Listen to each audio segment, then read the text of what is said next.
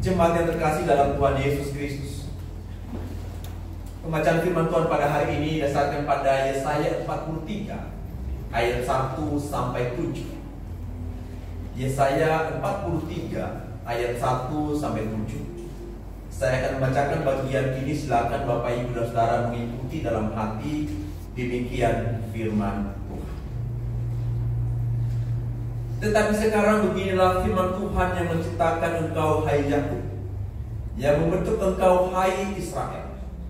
Janganlah takut, sebab aku telah menebus engkau. Aku telah memanggil engkau dengan namamu. Engkau ini kepunyaan. Apabila engkau menyeberang melalui air, aku akan menyertai engkau.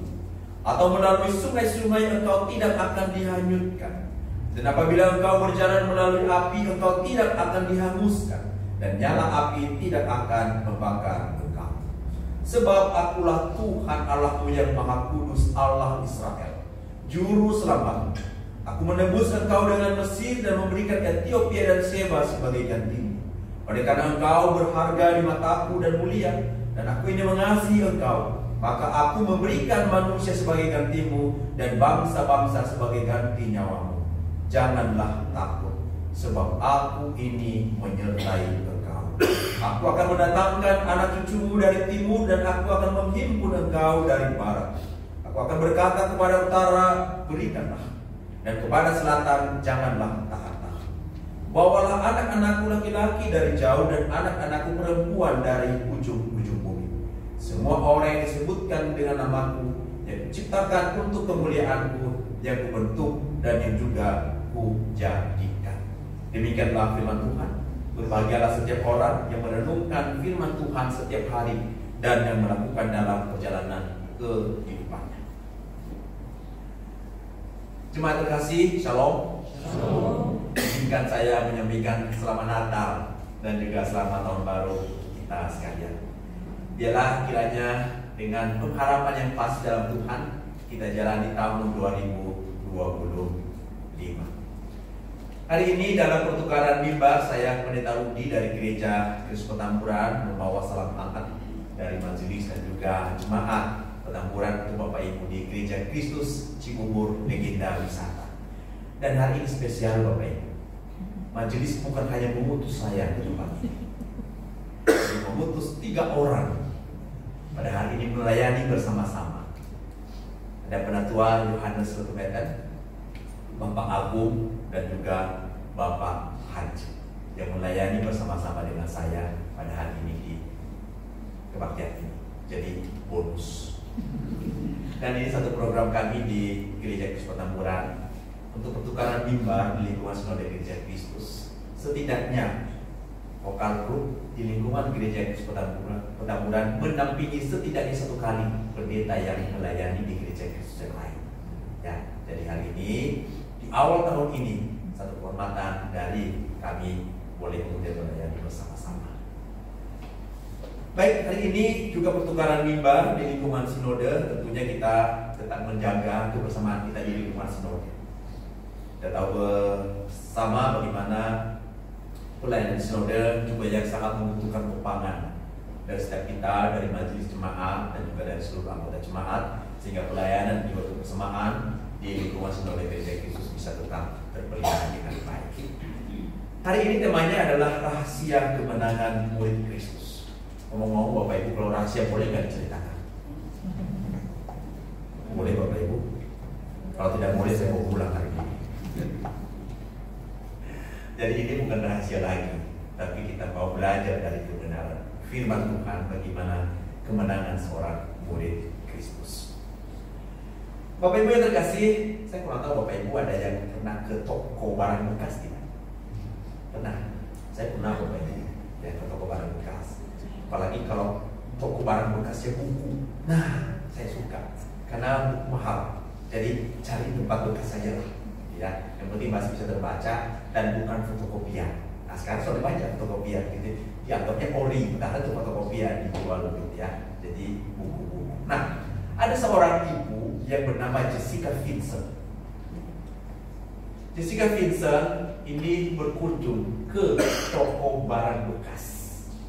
Nah, Lalu kemudian ketika ia sampai ke toko bekas itu, ia melihat tertarik pada satu barang bekas ini. Vas bunga dari botol kaca. Nah, vas bunga ini telah dilukis seperti ini. Dan dia melihat ini sesuatu yang unik. Lalu dia memutuskan untuk membeli vas bunga ini. Lalu dia melihat berapa sih harganya. Dan harganya tercatat di sana sebesar $3,99. Bapak Ibu, kalau misalnya $1 $16.000, sekarang 16.000 ya, hampir 16.200 ya, sekitar itu 16.000 lah supaya gampang dihitung. Katakan $4, itu harganya berapa Bapak Ibu? Sekitar 6 juta. Oh, 64.000. 64.000. Mahal atau murah? Tergantung. Tapi ya bagi saya pikir cukup murah, ya, cukup murah, hanya $4 saja. Lalu kemudian dia membawa ke rumah, lalu kemudian dia bercerita dengan teman-teman sesama kolektor barang bekas. Dan mereka mengatakan, ini barang unik ini barang langka. Lalu kemudian mereka bawa kepada orang yang menilai barang-barang antik. Lalu kemudian orang itu mengatakan, ini barang yang sangat mahal. Lalu si ibu ini, Jessica Vincent, memutuskan membawa ke tempat pelelangan gitu ya. Lalu kemudian barang ini mau dilelang. Kalau Bapak Ibu hadir dalam pelelangan, berani tahu berapa? Kan 64.000. Ada yang berani tawar 10 juta? Betul Bu, jangan ditawar mahal. 5 juta mau? Gak mau juga? Berani berapa? 50.000. 50.000. Ada tawaran berikutnya? 50.000. Saya setuju dengan Bapak. 50.000 barang bekas. Ketika dibawa ke rumah lelang, barang ini laku seharga $107.000.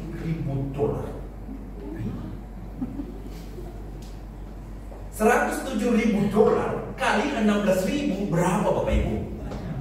Sekitar 1,7 miliar. Sekarang mau tanya lagi, berani tahu berapa? Berani tahu berapa? Rupanya barang ini sekalipun barang bekas, ini barang antik. Dia punya nilai yang sangat tinggi dan dilukis oleh satu pelukis yang pada masa itu terkenal luar biasa. Ini menurut saya satu-satunya nilainya sangat tinggi. Saya mencoba membawa ini dalam hidup kita. Hidup kita bukan dilukis oleh tangan maestro dunia. Hidup kita bukan kemudian diciptakan oleh tangan apapun dalam dunia. Tapi hidup kita sedemikian rupa diciptakan oleh Allah sang pencipta para maestro di tengah-tengah dunia ini. Hidup kita didesain sedemikian rupa oleh satu pribadi yang agung, yang melampaui dari segala apapun. Satu-satunya pencipta yang tidak pernah diciptakan, Dia adalah Allah. Maka hidup saya, hidup Bapak Ibu bukan sekedar $107.000 Amerika. Hidup kita jauh lebih berharga daripada itu. Hidup kita memiliki nilai yang jauh lebih tinggi dibandingkan dengan itu. Karena kita bukan sekali lagi diciptakan dan dilukis oleh tangan manusia, tapi dikerjakan oleh Allah sendiri. Jadi hidup saya, hidup Bapak Ibu sangat berharga. Sekalipun mungkin Bapak Ibu mengalami banyak pergumulan, ada banyak kelemahan, ada banyak keterbatasan, lalu kemudian mencoba membanding-bandingkan dengan orang lain. Kok hidup saya begini, orang lain kok tidak. Saya berdoa setiap hari, tapi kok hidup saya begini. Orang tidak berdoa, kok hidupnya lebih makmur. Sekali lagi, hidup kita bukan ditentukan oleh apa yang kita punya, oleh apa yang melekat dalam hidup kita, tapi ditentukan oleh Allah itu sendiri. Dan itulah yang disampaikan pada bagian ini, bahwa hidup kita itu sangat-sangat berharga.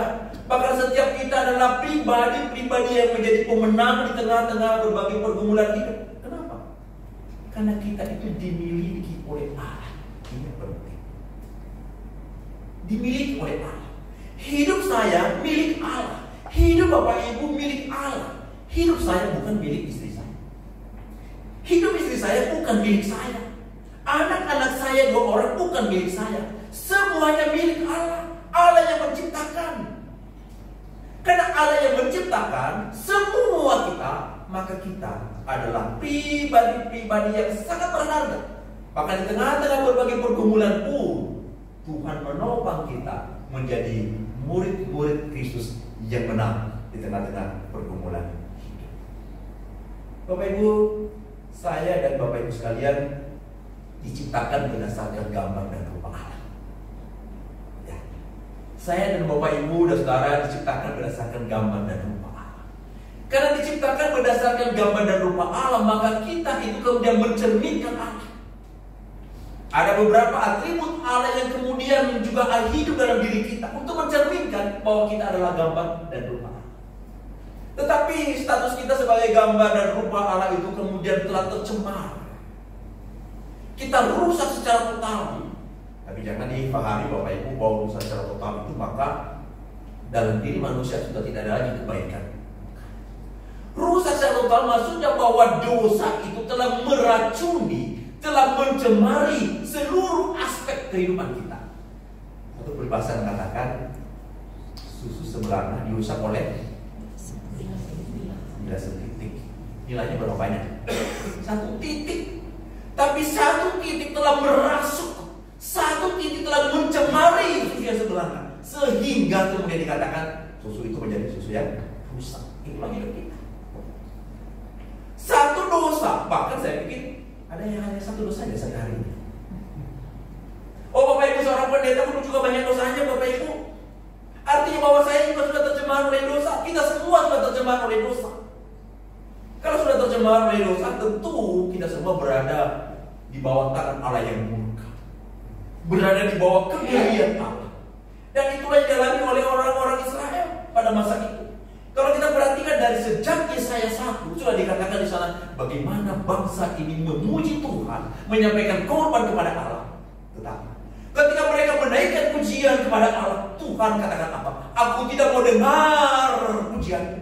Ketika mereka membawa korban yang tambun itu, korban yang baik itu, Tuhan bilang apa? Aku tidak mau menerima korban-korban bakaranmu. Kenapa? Karena mereka sudah rusak oleh dosa. Tetapi Tuhan itu bukan Tuhan yang pendendam. Tuhan itu adalah Tuhan yang penuh dengan kasih. Makanya kita lihat pada bagian ini, sekalipun orang Israel sudah menyimpang, sudah jauh dari Tuhan, tapi ayat 1 pada bagian ini firman Tuhan mengatakan, tetapi sekarang beginilah firman Tuhan yang menciptakan engkau hai Yakub, yang membentuk engkau hai Israel. Janganlah takut, sebab aku telah menebus engkau, aku telah memanggil engkau dengan namamu. Engkau ini kepunyaanku.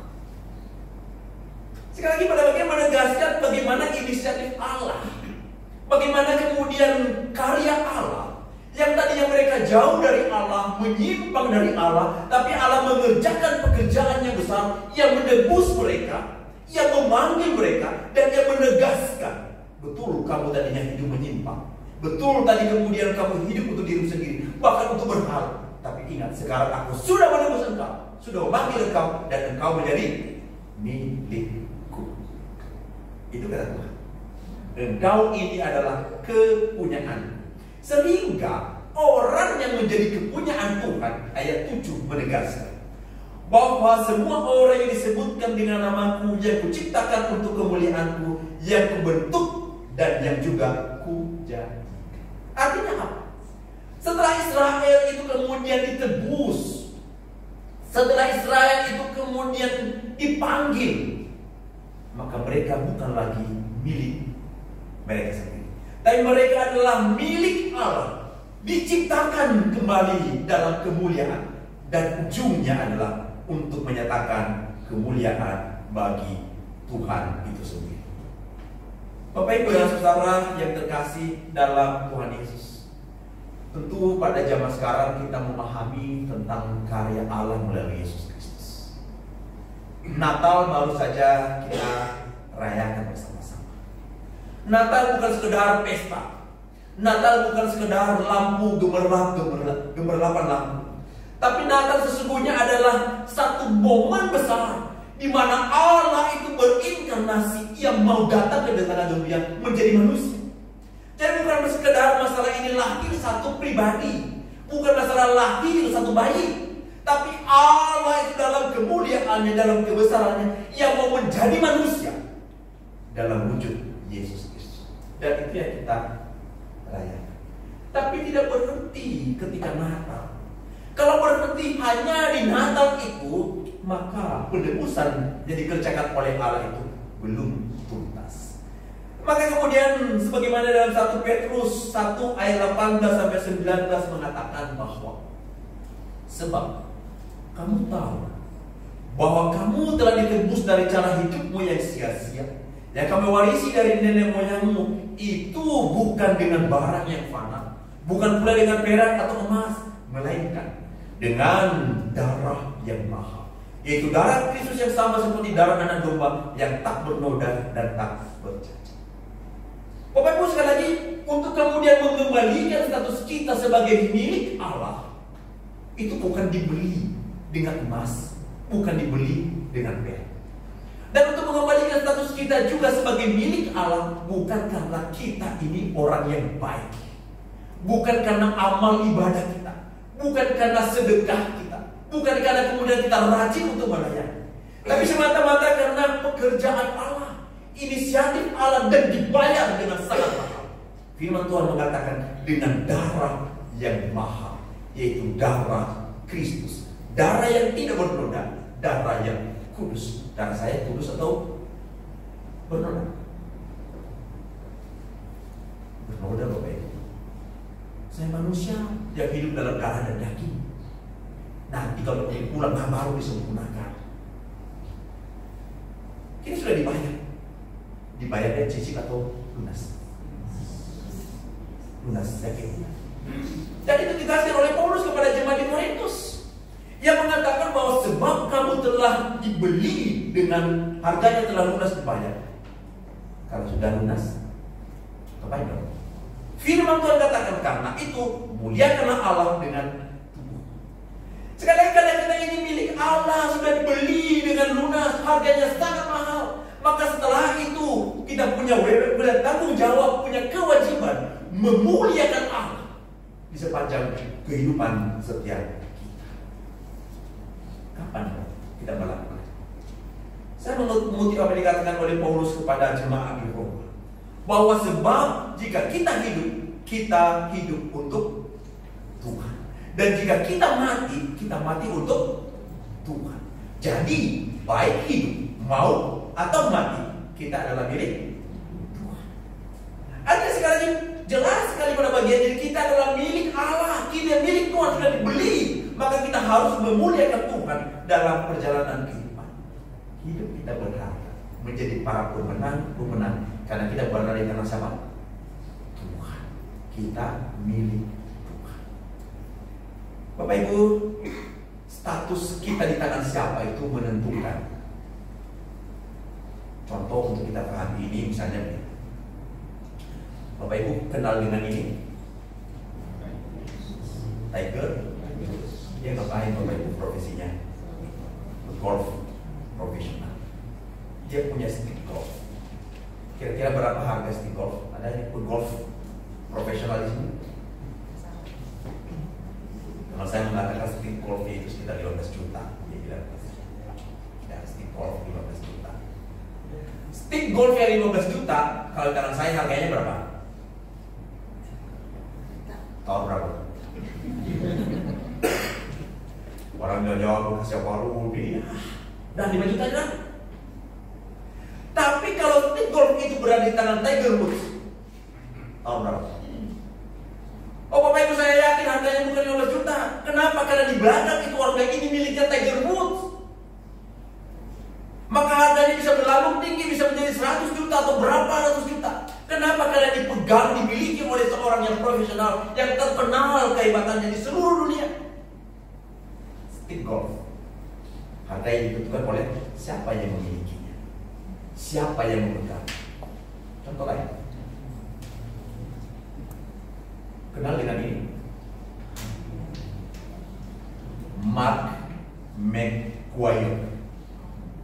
Dia adalah pemain baseball profesional dari Amerika.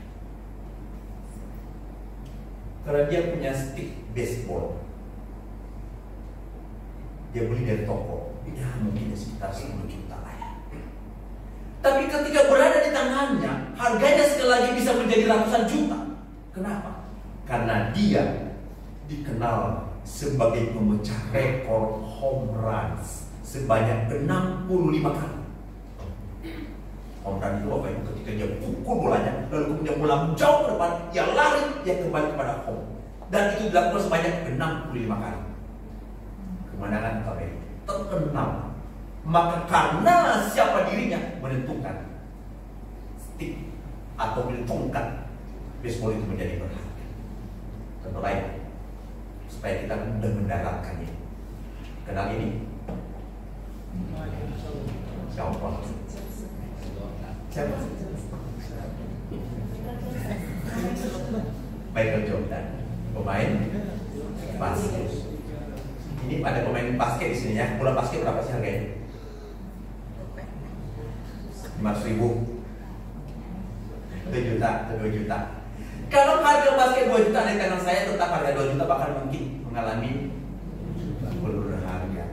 Tapi kalau berada di tangan dia, harganya bisa melambung. Apalagi ada tanda tangan Michael Jordan, tulis angka 23, angka keramat begini. Saya mau katakan adalah barang itu menjadi berharga, bernilai ditentukan oleh pemilik. Demikian hidup kita. Hidup kita bukan berada di tangan Tiger Woods. Hidup kita bukan berada di tangan Michael Jordan. Hidup kita berada di tangan Allah. Ketika berada di tangan Allah, ia kemudian membeli, ia kemudian membawa sedemikian rupa, ia merawat sedemikian rupa. Maka hidup kita, apapun kondisi kita, apapun yang menjadi pergumulan kita, sangat-sangat berharga. Jadi Bapak Ibu, saya mendorong kita, imanilah bahwa setiap kita yang telah beriman kepada Kristus, kita adalah milik siapa? Kita milik Allah. Nah, kalau sudah menjadi milik Allah, maka untuk menjadi seorang pemenang, menurut saya bukan ditandai dengan segala prestasi. Bukan. Kalau prestasi dunia juga bisa. Bukan juga ditandai dengan kepemilikan-pemilikan yang melekat dengan diri kita. Itu juga dunia bisa. Tapi kita bisa menjadi pemenang sebagai milik Allah ketika kita bisa memuliakan Dia. Sekali lagi, bukan karena prestasi. Tapi ketika kita bisa memuliakan Dia, kita bisa memuliakan Tuhan dalam keluarga, kita jadi pemenang. Seorang suami bisa memperlakukan istri dengan baik, dengan terhormat, itulah pemenang. Seorang istri bisa menempatkan diri dengan baik terhadap suaminya, menjadi seorang penolong yang baik, menjalankan fungsinya dengan baik sesuai dengan apa yang diajarkan oleh Tuhan. Itulah pemenang. Kita bisa menjadi pemenang bukan karena kita bisa mengendalikan anak-anak, tapi ketika kita bisa mengasuh mereka sedemikian rupa, membawa mereka kepada pengenalan akan Tuhan, lalu kemudian memiliki karakter yang takut akan Tuhan, hidup bagi Tuhan, kita akan jadi pemenang. Sehingga saya mau katakan pada bagian ini, setiap kita pemenang dalam keluarga, karena kita berada dengan Tuhan. Mari kita memuliakan Dia. Kalau dalam kerjaan, kira-kira Bapak Ibu, kualitas mana lebih tinggi antara orang Kristen dengan non-Kristen?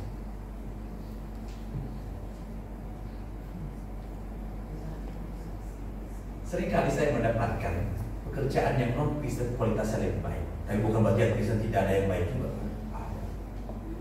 Itu kali saya bertanya, kenapa sih kamu tuh kerjanya luar biasa baiknya, luar biasa terus? Dia bilang gini, saya sedang beramal, beribadah. Jadi saya bekerja supaya apa? Mendapatkan surga.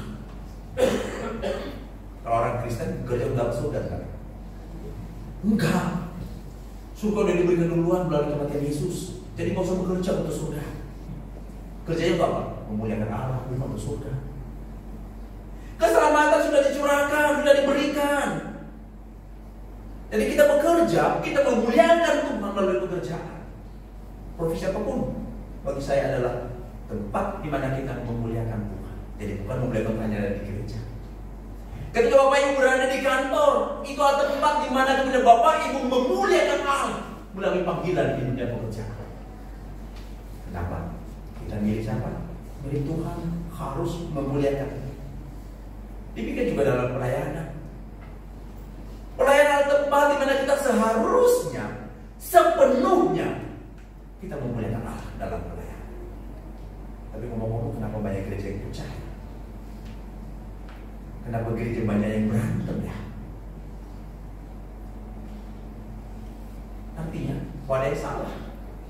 Yang seharusnya pelayanan menjadi wadah untuk memuliakan Allah, tapi sering kali berubah untuk kepentingan si aku, egoku, kelompokku, keluargaku, kepentinganku.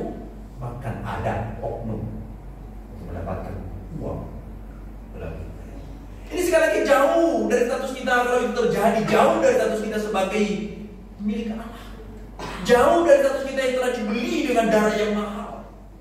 Dan saya mendorong kita, biarlah kita bersama-sama memaknai kepemilikan Allah atas hidup kita dengan memuliakan Dia. Dalam proses itulah saya katakan, situlah kemenangan, demi kemenangan kita raih dalam Tuhan. Amin, Bapak Ibu. Yang kedua, menjadi murid Kristus yang benar. Pertama, karena kita itu milik Allah. Yang kedua, karena kita itu disertai oleh Allah. Oh, Bapak Ibu, tidak ada gunanya prestasi demi prestasi kemudian diukir, tapi tanpa Allah bisa. Tidak ada gunanya kemudian meraih A, B, dan C, dan kemudian banyak hal yang kita dapatkan. Tapi semuanya dengan cara yang tidak berkenan kepada Tuhan. Tuhan tidak menyertai. Tapi firman Tuhan mengingatkan kepada kita, kemenangan itu bisa kita raih dan kita nikmati karena kita merasakan bagaimana Allah menyertai kita dalam perjalanan hidup. Sekalipun dalam berbagai pergumulan ada kesulitan, tapi ketika kita melihat ada Allah menyertai kita melewati masa-masa itu, kita adalah pemenang.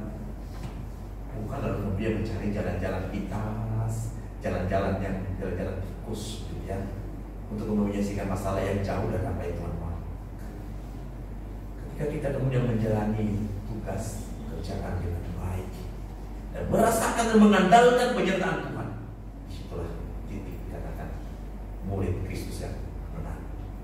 Kita perhatikan ayat 2. Ayat 2 firman Tuhan berkata, apabila engkau menyeberang melalui air, aku akan menyertai engkau.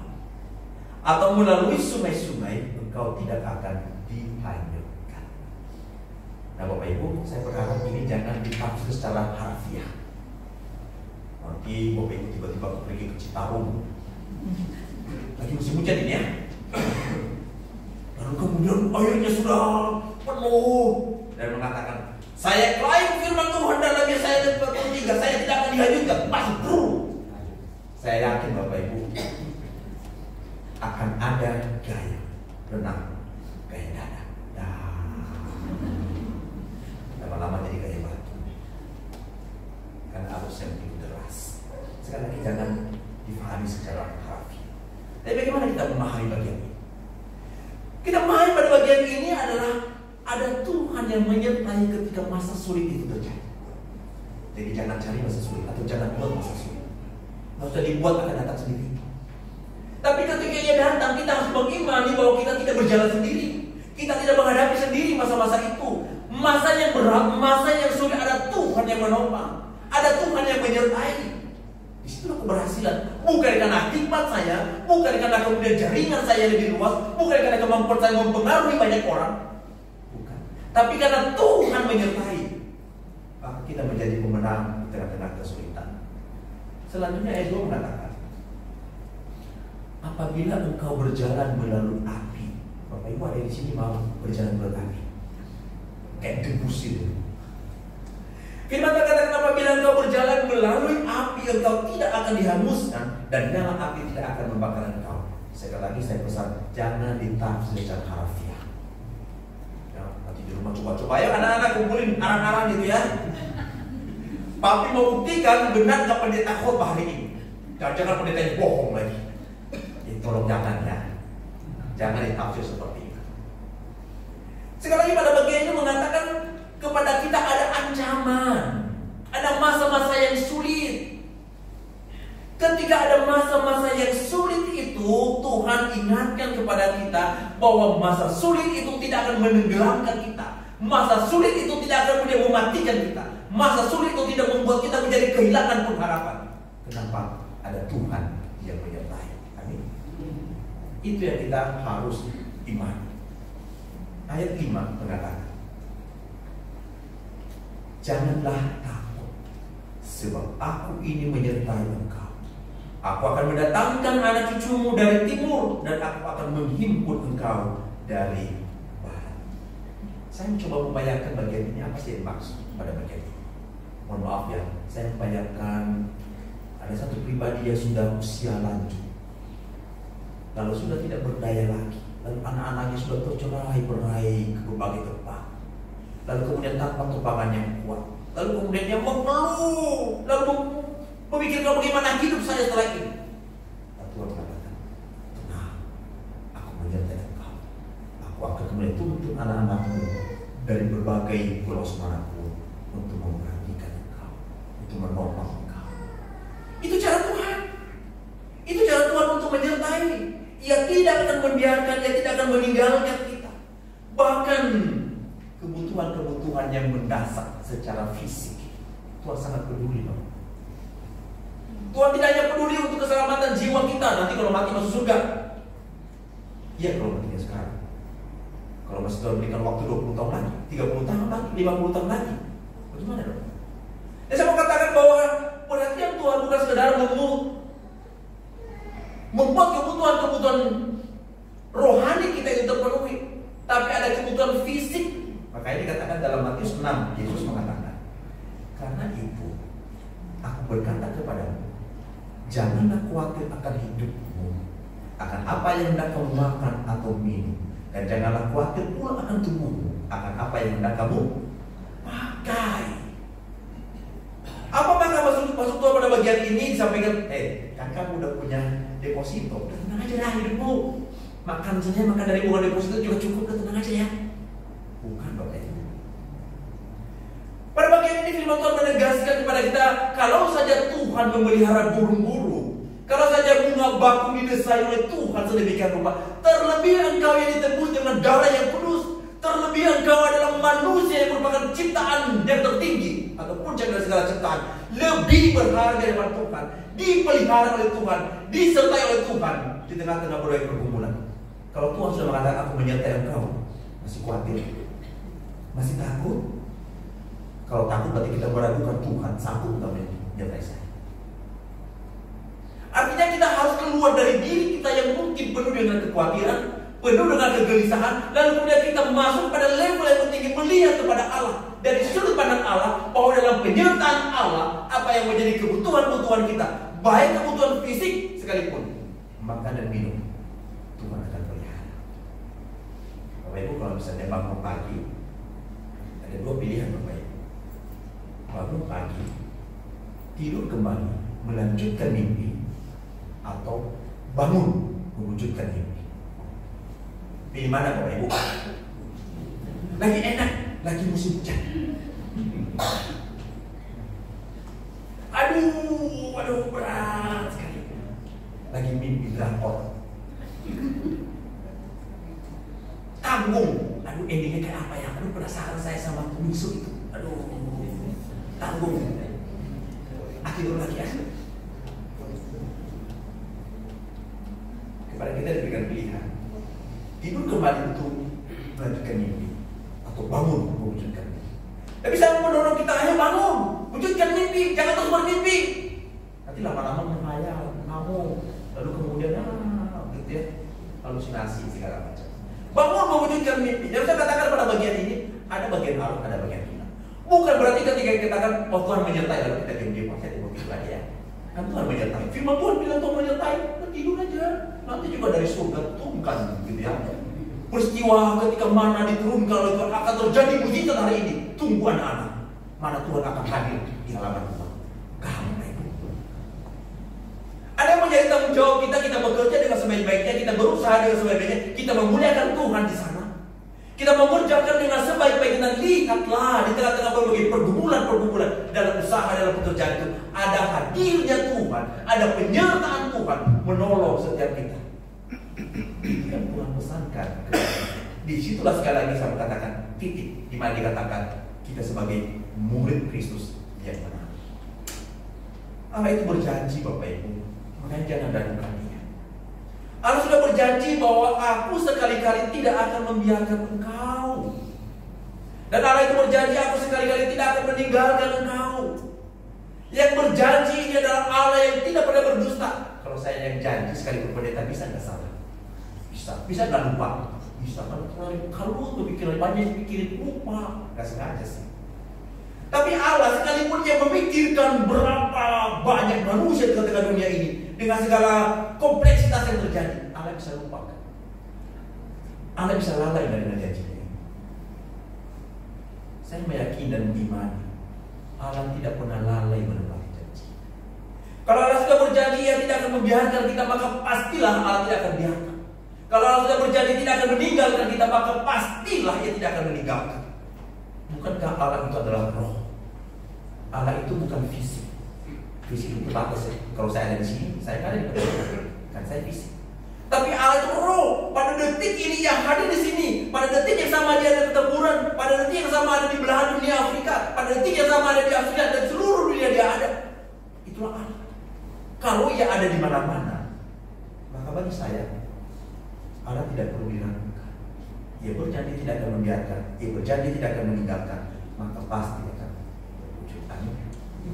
Bapak Ibu, di masa-masa yang lalu sudah banyak orang mulai sudah merasakan penyertaan Tuhan. Katakan Musa, ketika ia memimpin orang Israel masuk ke tanah perjanjian, apakah semuanya enak? Susah. Kalau saya berada pada posisi saya mengatakan, Tuhan, aku membuat surat desain hari ini. Kenapa? Karena menghadapi bangsa yang tegar tengkuk. Bahkan satu bagian mencatat mereka menyalahkan Musa, lalu kemudian mereka kudeta, lalu memilih pemimpin baru untuk membawa mereka kembali ke Mesir. Ngeri ini orang-orang. Tapi Musa sekalipun masa-masa yang sulit, ia tetap merasakan Tuhan menyertai. Tuhan menyertai ketika malam hari diberikan tiang api, pada siang hari diberikan tiang awan. Masa-masa yang sulit diberikan makanan, diberikan minuman. Tuhan jaga sedemikian rupa. Itulah penyertaan Tuhan. Tugas kepemimpinan dibagikan oleh Yosua. Apakah juga Yosua enak kamu ya? Tinggal sedikit lagi itu tuh sudah kelihatan, tinggal loncat aja. Enak kan? Enggak Bapak Ibu. Ia juga menghadapi masalah yang besar. Tetapi saya mau katakan adalah bagaimana penyertaan Tuhan kepada Yosua juga nyata. Ketika mereka mau menyeberang sungai Yordan itu, firman Tuhan mencatat ketika kaki imam menginjakkan pada sungai itu, maka pada saat itu sungai itu, aliran itu berhenti. Bayangkan Bapak Ibu, air yang besar. Lalu ketika imam menginjak, lalu air itu berhenti, ke sana menjadi mengering karena airnya kemudian ke muara. Ini berhenti, lalu airnya terus mengalir dari atas, balik dulu. Itu firman Tuhan catat. Balik dulu, dan di tanah yang kering mereka berjalan. Siapa yang mengeringkan? PPSU. Siapa yang mengeringkan? Tuhan. Siapa yang membendung itu? Tukang temokin. Tuhan yang campur tangan. Masa sulit ada di depan. Betul, tapi ketika masa sulit itu Tuhan tidak tinggalkan, Tuhan tidak biarkan, dan mereka bisa melewatinya. Ketika mereka mau diserang oleh 5 raja dengan pasukan yang besar, bagi saya sebagai manusia mungkin saja Yosua ketar-ketir. 5 pasukan besar dari kerajaan 5 kerajaan lain mau menyerang mereka, tapi apa yang Tuhan kerjakan? Saya bilang kepada Yosua, tenang, Tuhan mengerjakan. Allah itu dalam firman Tuhan mengatakan Allah melempari dari langit itu batu kepada pasukan-pasukan dari 5 kerajaan, sehingga pasukan-pasukan mati semua. Siapa yang mengalahkan? Yosua kan? Tuhan. Tidak suka ada truk yang lewat di atas. Lalu siapa ikut waktu lemparin ke bawah. Ada cara Tuhan yang jauh melampaui dari apa yang kita pikirkan. Bagaimana kemudian cara Tuhan untuk menyertai orang-orang pilihannya, orang-orang yang diselamatkan. Ada cara Tuhan dan tidak pernah kekurangan cara untuk kemudian menyatakan penyertaannya yang pasti, untuk menyatakan dia tidak tinggalkan, dia tidak biarkan dalam masa-masa Yesus. Bagaimana dengan Yusuf? Hidupnya baik-baik saja? Tidak. Sampai ia bisa masuk atau menduduki posisi yang tertinggi. Firman Tuhan katakan dengan tegas, karena Tuhan menyertai Yusuf. Bukan karena Yusufnya itu adalah orang yang pintar, berpendidikan tinggi, punya pengaruh. Bukan sama sekali. Tapi Tuhan menyertai. Sehingga saya mau tekankan, kalau Tuhan sudah sertai, cukup. Yang mengerikan kalau Tuhan tidak sertai. Apalagi kalau Tuhan mengatakan, terserah. Kalau saya ngomong itu berarti Tuhan yang sudah marahnya berkumpul-kumpul, terserah. Kalau bahasa Nia saya bilang sekarangmu, itu bahasa Nia saya. Wes sekarang dewi. Nah kalau udah Tuhan ngomong begitu, waduh, itu sangat mengerikan. Tapi sekalipun kita dalam pergumulan ada kesulitan, nampaknya hidup ini berat, lalu berjalan tertati-tati. Kalau saja Tuhan menyertai, maju terus, itu baik. Pergumulan bisa terjadi Bapak Ibu kepada siapapun. Karena ada yang bergumul dengan pekerjaan. Saya mendengar berita yang lalu di Kaleidoskop mengatakan sepanjang tahun 2024 ada sekitar 80.000 orang PHK. Kira-kira mereka sudah bekerja belum ya? Berapa anggota gereja di antara mereka? Cukup banyak. Lalu kondisi ekonomi belum pulih. Salah satu indikatornya apa? Gampanglah keuangan gereja. Gereja mana sih yang tidak defisit saat ini? Kecuali kalau ada cukong gitu ya. Berapa kurang? Nah tenang, besok ke kantor saya ya, ngecek 10M. Nah, itu cukong. Tapi kan gereja bukan. Bagaimana kemudian kita bersama-sama mengambil bagian, Tuhan gerakkan kita bisa mencukupkan di tengah-tengah apa yang kita miliki masalah keterbatasan. Tapi gereja manapun hampir semua lah menurut saya defisit. Si Bubur gimana? Pada Tuhan. Tadi saya baca dengar karena ada perbaikan di Anda segala macam harus kurang. Itu baca. Itu bukan sesuatu yang luar biasa atau yang sangat mengerikan. Biasa itu. Bukan hanya di sini. Betul boleh juga sama. Masalahnya adalah kalau kita lebih-lebihkan. Dan mungkin yang mendramatisir begitu mengerikannya kondisi ini. Nah itu kalau kita punya iman lagi, tidak merasakan penyertaan Tuhan. Sekalipun sulit, ada masa-masa yang berat. Sekali lagi penyertaan Tuhan cukup. Itu membuat kita tegar, itu membuat kita kuat, itu membuat kita memiliki pengharapan dalam pekerjaan kita. Jangan benar. Bapak Ibu mana lebih berat? Bekerja atau cari kerja?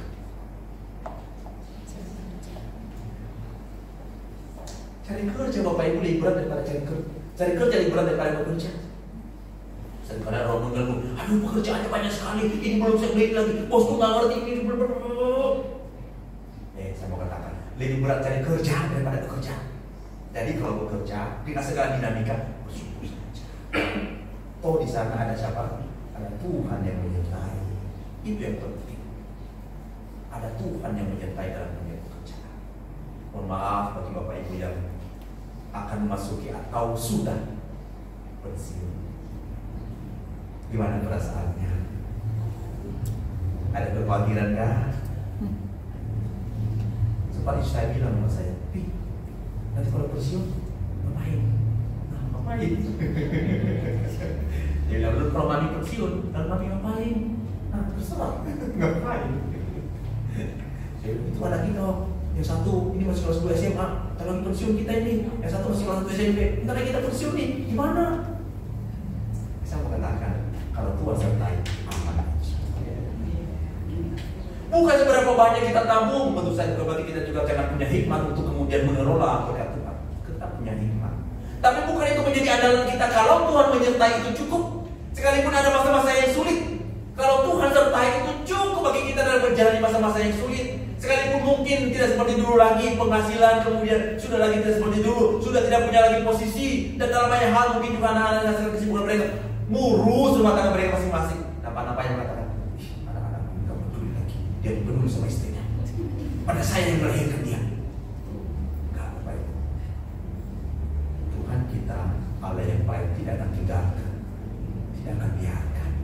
Ada cara Tuhan untuk memelihara kita, ada cara Tuhan menyertai hidup kita, baik melalui anak-anak kita atau orang di sekeliling kita, dan juga banyak cara yang lain. Sekali lagi Tuhan tidak pernah kehilangan akal menyertai hidup kita. Amin. Bagi setiap kita keluarga yang mungkin ada yang bergumul dengan anak-anak yang studi. Di sini ada yang kelas 12. Itu bagi pemuda ya, bagi anak-anak yang kelas 2 SMA, kelas 11 SMA sudah mulai bergumul. Ini saya mau apain? Papa saya jurusan A, tapi saya pikir saya jurusan B. Teman saya bilang saya jurusan C. Lalu apa dong? Sering kali terjadi pergolakan dan bingung. Saya mau kemana? Saya pikir sekali lagi yang bisa kita katakan kepada anak-anak dalam pergumulan ini, Tuhan kasih mereka. Tenanglah, ketika engkau diam dan tenang, disinilah Tuhan menunggu. Tapi ketika hidup dipenuhi dengan kegelisahan, sangat mungkin engkau mengambil keputusan-keputusan yang di luar dari kehendak Tuhan. Tenanglah di hadapan Tuhan, berdoalah dan dengarkanlah Dia berbicara kepada engkau. Dia menuntun engkau kemana Tuhan.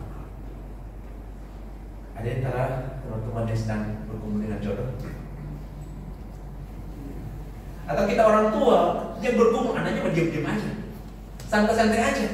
Kita orang tua heboh, kamu udah punya anak satu, udah kamu.